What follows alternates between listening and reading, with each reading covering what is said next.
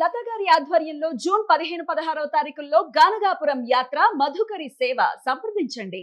నమస్తే, welcome to Suman TV. నేను పద్మిని. ప్రస్తుతంతో పాటు ప్రముఖ ఆధ్యాత్మికవేత్త, సూర్య ఉపాసకులు, Sun spiritual society founder Vikramaditya గారు మనతో పాటు ఉన్నారు. మాట్లాడదాం. నమస్తే సార్. సూర్యోస్మి తల్లి. సార్, గురువు యొక్క మార్పు జరిగింది. 12 ఏళ్లకు ఒక్కసారి మాత్రమే కర్కాటక రాశిలోకి వస్తారు. మనకి విదితమైంది. కర్కాటక రాశిలోకి వచ్చారు 2వ తారీఖున. అలాగే యమునా నది పుష్కరాలు కూడా వచ్చాయి. మరి గురువు మార్పు రీత్యా ద్వాదశ రాశులకి ఆయన ఉచ్చస్థితిలో ఉండడం చేత ఎటువంటి ఫలితాలను ఇస్తారు? అన్ని వేళలో ఉచ్చస్థితిలో ఉండరు కదా, సో ఎటువంటి ఫలితాలు ఇస్తారు ఒకసారి మీ ద్వారా తెలుసుకోవాలనుకుంటున్నాను సార్. ఎందుకమ్మా అంటే కర్కాటక రాశి ఆయనకి ఎందుకంత ఉచ్చస్థితి? ఆయనకి చాలా అంటే ఉచ్చస్థితి ఎందుకంటే అంటే ఇప్పుడు ఇక్కడ సుమన్ టీవీలో చాలామంది యాంకర్స్ ఉన్నారు. విక్రమాదిత్యకి పద్మిని గారికి ఉన్నటువంటి ఆ ఇంటరాక్షన్ ఎందుకు అంత బెటర్గా ఉంటుంది? చాలా కంఫర్టబుల్గా ఫీల్ అవుతాం, లేకపోతే మనది ఓన్గా ఫీల్ అవ్వటం. అంతే కదా, అంటే సొంత ఇల్లు అంటే ఇక్కడ కూడా ఇప్పుడు పద్మిని ఆహ్వానించినప్పుడు ఇది సహజంగా సుమన్ టీవీ, కానీ ఇక్కడ నాకంటూ అంటే నా మనిషి, లేకపోతే మీ ఇద్దరం కలిసి జర్నీ చేసాం, ఒక అద్భుతమైనటువంటి ప్రయాణాన్ని మొదలుపెట్టాం. ఒక కొత్త రకాన్ని అంటే ఒక యాంకర్ ఒక గెస్ట్ లా కాదు మన ఇద్దరం మొదలుపెట్టింది. అంటే ఇప్పుడు ఎంతమంది మీరు ఎన్ని చూసుకోండి, ఈ 5-6 ఏళ్లలో ఈ టైప్ ఆఫ్ అంటే ఒక ఇంటరాక్షన్, ఒక సమస్యని కూలంకుశంగా పరిష్కరించడం, దాని గురించి విశ్లేషణ చేయడం. ఏదో డౌట్ అడిగేస్తే ఆన్సర్ చెప్తే జనాలకు అర్థమయ్యేది కాదు. మన ఇద్దరం మొదలు పెట్టాం. అవును, 100%. అలా గురుడికి కర్కాటకంలో ఏముంది ప్రత్యేకత? చాలా కంఫర్టబుల్గా ఉంటాడు. పైగా చంద్రుడి యొక్క రాశి, వారిద్దరు కలిస్తే గజకేసరి అని కూడా అంటారు. ఇంకా అంటే ఆయన అందులో అక్కడ ఏ నక్షత్రం ఉంది? పునర్వసు. ఆయన స్వనక్షత్రం ఉంది. ఇంకా పుష్యమి, ఆశ్లేష. ఓకే, పుష్యమి నక్షత్రానికి అధిపతి ఆయనే, అంటే నక్షత్ర అధిదేవతగా ఉన్నాడు. అలాగే పునర్వసు నక్షత్రం, ఆశ్లేష. అంటే ఒక ఇంటిలో నేను చాలా హ్యాపీగా ప్లెజెంట్గా ఉంటున్నానంటే నాకు సంబంధించినటువంటి, నేను పద్మినితోటి ఎందుకు అంత బాగుంటాను అంటే తనకు సబ్జెక్ట్ ఉంది, నాకు సబ్జెక్టుని ప్రజెంట్ చేయాలనే తాపత్రయం ఉంది. కాబట్టి మా ఇద్దరం కలిస్తే ఒక మంచి ఎపిసోడ్ వస్తుంది. అలాగే చంద్రుడు కర్కాటక రాశి ఏదైతే ఉందో అది సహజ చతుర్థ స్థానం, అది డొమెస్టిక్ లైఫ్. అంటే గురుడు ఆధ్యాత్మికతలో ఒక అత్యున్నతమైనటువంటి స్థితికి తీసుకెళ్ళడానికి పుష్యమీ నక్షత్రానికి సహజంగా తనకి శని పడడు కదా, కానీ వాళ్ళిద్దరూ కలిగితే నీచభంగ రాజయోగం మకర రాశిలో జరుగుతుంది. అది దానికి ఆపోజిట్గా ఉండేటువంటిదే కదా కర్కాటక రాశి. అందుకని అక్కడ అద్భుతమైనటువంటి తనకున్నటువంటి శక్తులను ఎవాపరేట్ చేసి తద్వారా తన దృష్టి ఎక్కడెక్కడైతే పడుతుందో అక్కడ అంటే సహజ శుభుడు అంటారా? సహజ శుభుడు, పూర్ణ శుభుడు. ఇప్పుడు మీరు జ్యోతిష్ శాస్త్రాన్ని నేర్చుకోవడానికి ఎన్ని రోజులైంది స్టార్ట్ చేసి? అంటే గురుడు రాబోతూ మీకు ఏమి నేర్పిస్తున్నాడు? శాస్త్రాన్ని నేర్పిస్తున్నాడు. గురు పుష్యమి యోగం రోజు మొదలైంది. ఓ సూపర్. ఇంకా తిరగలేదు. ఇంకా అంటే నీకు వచ్చేటువంటి అజ్ఞానం ఇక మనం వర్ణించలేం. మీ అదృష్టం పద్మిని దొరకటం మీ అదృష్టం. ఆవిడ నువ్వు ఎక్కువ నవ్వేస్తున్నావు, లేకపోతే ఎక్కువ ఇంటరాక్ట్ అయిపోతున్నావు, వాళ్ళు మాట్లాడినివ్వు అంటే తను మాట్లాడుతుంటేనే లోపల నుంచి ఏమైనా వస్తాయి. అది సహజంగా తనకున్నటువంటి తృష్ణ. శాస్త్రమే. మంచి తల్లి. ఏం చెప్పించేద్దాం అనుకుంటున్నాం? గురువు కదా, మరి మళ్ళీ ఇటువంటి కాంబినేషన్ ఎప్పుడు వస్తుంది అసలు? ఒక్కసారి ఆలోచించు. ఎన్ని సంవత్సరాలు అంటే 12 సంవత్సరాలకు ఒకసారి పుష్కరాలు వస్తాయి, కానీ ఈ జ్యేష్ఠం అధిక జ్యేష్ఠం రాదుగా. ఈ కాంబినేషన్ మళ్ళీ కుదరాలంటే ఒక్కొక్కసారి వాళ్ళు పెడుతుంటారు 122 సంవత్సరాలకు ఒకసారి, 200 ఒకసారి.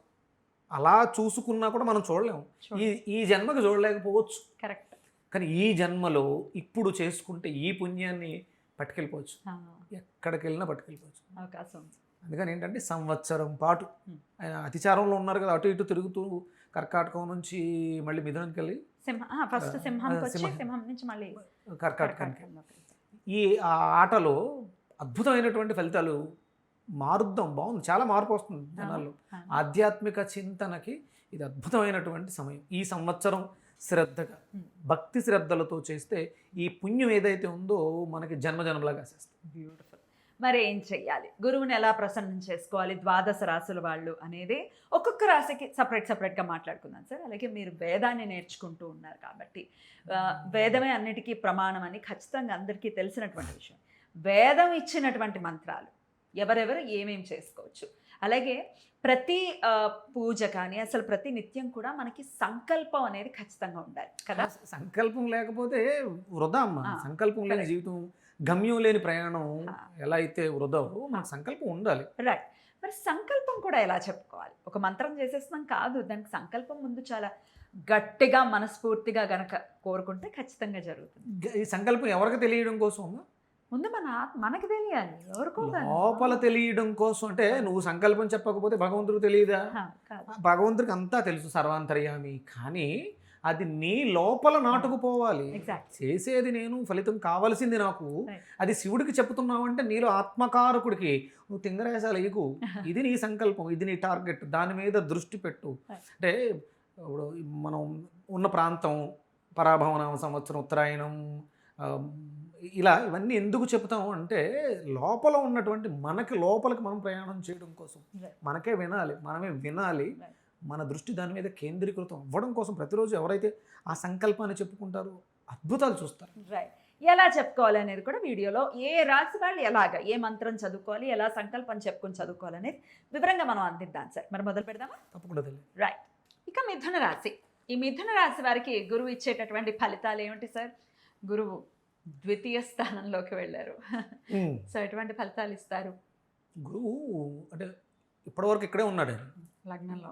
మిథునం నుంచి కర్కాటకంలోకి వెళ్ళాడు. అవును సార్. మిథున రాశి వాళ్ళకి సహజంగా ఏమవుతుంది? అది మిథున రాశి వారికి ద్వితీయ స్థానం. ద్వితీయ స్థానం అంటే సహజంగా కమ్యూనికేషన్ అది వాక్కులోకి వెళ్ళింది. మళ్ళీ వాక్కు, కుటుంబ, ధన. ధనం దాని మీదకి వెళ్ళింది. నువ్వు ఎంత పద్ధతిగా ఉంటావో అంటే ఇప్పుడు మనం నోట్లోంచి మంచి మాట ఎప్పుడు వస్తుందంటే ఎప్పుడు వస్తుంది? ఇప్పుడే మనం ఒక కాఫీ తీసుకున్నాం, వేడివేడిగా కాఫీ తీసుకున్నాం, వెంటనే ఒక చల్లటి పదార్థం తింటే మాట ఎలా వస్తుంది? మొద్దుబారిపోయినట్టు. అలా వస్తుంది. అంటే దానికి అంటే ఆపోజిట్ కాంబినేషన్స్. సహజత్వం ఏంటి? మిథును కమ్యూనికేషన్. అది చాలా సౌమ్యంగా ఉంటుంది. బుధుడు జ్ఞానకారకుడు. అలాంటి బుధుడికి అంటే వాళ్ళిద్దరి మధ్య చిన్న వైషమ్యాలు ఉంటాయి, కానీ సహజ శుభుడు కదా. ద్వితీయ స్థానంలో అక్కడికి వెళ్ళాడు. ఓకే, నేను క్షమిస్తున్నాను పో, నీకేం కావాలి? ధనం కావాలి కదా. నువ్వు ఇలా పద్ధతిగా ఉండు. ఆచార వ్యవహారాల్లో, ఆహార విహారాల్లో నువ్వు పద్ధతిగా ఉండు. నువ్వు తెలుసుకున్నటువంటి జ్ఞానాన్ని 10 మందికి అర్థమయ్యేలా చెప్పు. నేను కొంతమంది అంటే మిథున లగ్నం జాతకుల్ని రాశులు వేరే చూశాను. వాళ్ళ కమ్యూనికేషన్స్ ఎలా ఉంటాయంటే స్వార్థపూరితంగా ఉండొచ్చు. అంటే వాళ్ళ వే ఆఫ్ లైఫ్ స్టైల్, అది తప్పు వాళ్ళది కాదు, స్వతహాగా చెడ్డవాళ్ళ కాదు. పుట్టినప్పుడు ప్రతి బిడ్డ కూడా చాలా నిష్కల్మషంగా నవ్వుతారు. వాళ్ళ నవ్వులే మనకి ప్రధానం. వాళ్ళ బ్రీత్ కోపం ఉండదు. ఆవేశంతో రగిలిపోయేవాడు బ్రీత్ ఎలా ఉంటుంది? ఎగ ఊపిరి అంటే ఊపిరితిత్తుల్లో ఉంటుంది. కానీ సహజంగా కోపం తెచ్చుకోవడానికి బ్రీత్ ఎక్కడ ఉంటుంది అంటే స్టమక్లో ఉంటుంది. మీరు అబ్జర్వ్ చేయొచ్చు. చిన్నపిల్లలను చూస్తే వాళ్ళు పొట్టతో బ్రీత్ తీస్తూ ఉంటారు. పొట్ట ఊతూనే ఉంటుంది. ఎలాంటి కోపం ఉండదు వాళ్ళకి. అది ఎప్పుడైతే ఊపిరి పొట్ట నుంచి ఊపిరితిత్తుల దగ్గరకు వచ్చిందో ఆటోమేటిక్గా ఆవేశాలు వస్తాయి. అప్పుడు విపరీతమైనటువంటి కోరికలు వస్తాయి. వీడికి ఆకలేస్తేనే అమ్మ కోసం ఏడుస్తాడు తప్ప కడుపు నిండుగా ఉంటే అస్సలు ఆడుకుంటూ ఉంటాడు. ఇది అంటే మిథునం గురించి మాట్లాడుతూ ఇవన్నీ చెప్తాను అంటే బుధుడు యొక్క కారకత్వం చెప్తాను. అందుకని మనం ఏదైతే తింటున్నామో ఈ సంవత్సరం కూడా సంకల్పం పెట్టుకోండి. మిథున రాశి వాడు మిమ్మల్ని భాగ్యవంతులు చేయాలని, మీరు భాగ్యవంతులు అవ్వాలని నేను కోరుకున్నాను. నాకు తెలిసిన వాళ్ళు చాలామంది ఉన్నారు. కొన్ని ఒక 5-6 సంవత్సరాలుగా గృహాల కోసం డబ్బులు కట్టి ఇంటిని తీసుకోలేకుండా ఇబ్బంది పడుతూ అంటే ఇలా చాలా అంటే డబ్బు పోయింది కదా. ధనస్థానంలో శుక్రుడు ఉన్న వాళ్ళు కూడా ఉన్నారు. మిథున లగ్నాత్తు ధనస్థానంలో డబ్బులు ఉన్న వాళ్ళు కూడా ఉన్నారు. శుక్రుడు ఉన్న వాళ్ళు కూడా అయినా కూడా కట్టే 25 లక్షలు 30 లక్షలు కట్టి ఇంకా ఇల్లు హ్యాండ్ ఓవర్ చేసుకోలేని స్థితి. దయచేసి ఒక్క సంవత్సరం చూడండి, మీ జీవితంలో అద్భుతమైనటువంటి మార్పులు నేను తీసుకొస్తాను. నేనంటే సూర్యుడు, నేను కాదు ఇక్కడ Vikramaditya sun spiritual society founder. సూర్యుడి గురించి, వేదం గురించి చెప్తున్నటువంటి మంత్రాల ద్వారా చెప్తున్నాను నేను. ఇది చేసి చూడండి, సంకల్పం చేసుకోండి. ఒక్క సంవత్సరం ఆహారాన్ని, రజోప్రదమైనటువంటి ఆహారాన్ని ఏది తీసుకోకుండా సాత్వికంగా ఒక్క పూట భోజనం చేస్తూ ఉదయం పళ్ళు, సాయంత్రం వేడిగా ఉండేటువంటి జావ, ఏకభుక్తం అనుకోండి. తింటున్నాం, ఉదయం పళ్ళు తింటున్నాం, ఫలాహారము. ఫలితం కోసం ఆశ లేకుండా ఫలాన్ని తింటున్నాం. అదే మీకు ఫలితాన్ని ఇస్తుంది. నువ్వు సాధన చేయి, ఏమి ఎక్స్పెక్ట్ చేయకు, వచ్చి తీరుతుంది అంతే. అద్భుతంగా ఉంటుంది. రైట్. మరి ఎట్లా సార్, ఏ మంత్రం చదువుకోవాలి సంవత్సరం పొడవునా మిథున రాశి? మిథున రాశి వాళ్ళకి మనకి ఇది ఋగ్వేదంలో 4:51 మంత్రం. ఇది మన బృహస్పతి సూక్తం నుంచి. బృహస్పతే అతి అదర్యో అర్హాద్ ద్యుమద్విభాతి క్రతుమజ్జనేషు యద్దీదయచ్చవస వృత ప్రజాత తదాస్ము ద్రవిణం దేహి చిత్రం. ఇది వేదమంత్రం. మంత్రం ఇది మనం అలాగే డిస్ప్లే ఇస్తాం. ఈ మంత్రం చేసుకోవాలమ్మా. సంకల్పం ఏం చెప్పుకోవాలి? ఇంకొకటి ఏంటంటే నేను చెప్పా, మేషరాశి వాళ్ళు ఒక్కళ్ళు కొంచెం ఎందుకో పక్కన పెట్టి వేదం మిథున రాశి వాళ్ళకి కూడా ఇంకొక మంత్రాన్ని ఇంకో మంత్రం కూడా ఉందా? Double bonanza. Double bonanza. బృహస్పతి ప్రథమం జాయమానో మహో జ్యోతిషః పరమే వ్యోమన్ సప్తాస్యస్తు విజాతో రవేణ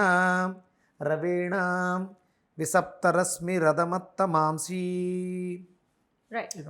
అంటే ఇది అజ్ఞానాంధకారాన్ని తొలగించి జ్ఞానప్రకాశాన్ని కలిగించింది. సహజంగా మిథునం అనగానే కమ్యూనికేషన్ కదా, అజ్ఞానం పోయినప్పుడు మనం బ్రైట్గా ఉంటాం. దీనికి బుధగ్రహ అనుగ్రహ స్థిత్యర్థం, గురుగ్రహ అనుగ్రహ స్థిత్యర్థం, అజ్ఞానాంధకార నివృత్త్యర్థం బృహస్పతి మంత్ర జపం కరిష్యే. ఇది సంకల్పం. ఈ సంకల్పం చెప్పుకుని ఆ రెండు మంత్రాలు ఎన్నిసార్లు చేయాలి? అంటే మన ఓపిక. బృహస్పతి సంఖ్య 16 కదా, అదొక 16 ఇదొక 16 చేసుకోవచ్చు. ఒక మంత్రం ఉదయం 108 చేసుకొని ఒక మంత్రాన్ని అవకాశం ఉన్నవాళ్ళు సాయంత్రం చేసుకోండి. లేదు 16 చేసుకోండి. బృహస్పతి మనకు బీజ మంత్రం ఉంది కదా, ఓం గ్రాం గ్రీం గ్రోం ఐం సహ బృహస్పతి నమః. ఇది కూడా చేసుకోండి. పసుపు వస్త్రాన్ని ధరించడానికి ప్రయత్నం చేయండి ఈ మంత్రాన్ని జపం చేసేటప్పుడు. రోజు చదివితే చాలా సంతోషం. కుదరలేదు, ఎప్పుడెప్పుడు చదువుకోవాలి? బుధవారం గురువారం. గురుడు కోసం గురువారం, బుధుడు కోసం బుధవారం. ఓపిక ఉంది, రోజు చేసుకో. బ్యూటిఫుల్ సార్, చాలా చక్కగా తెలియజేశారు. ఇక నెక్స్ట్ వీడియోలో కర్కాటక రాశి, మీ రాశిలోకి వచ్చేసారు గురువు. మరి గురువుని ఎట్లా ప్రసన్నం చేసుకోవచ్చు అనేది నెక్స్ట్ వీడియోలో తెలుసుకుందాం. Thank you sir. నమస్తే. సూర్యోస్మి తల్లి. సూర్యోస్మి.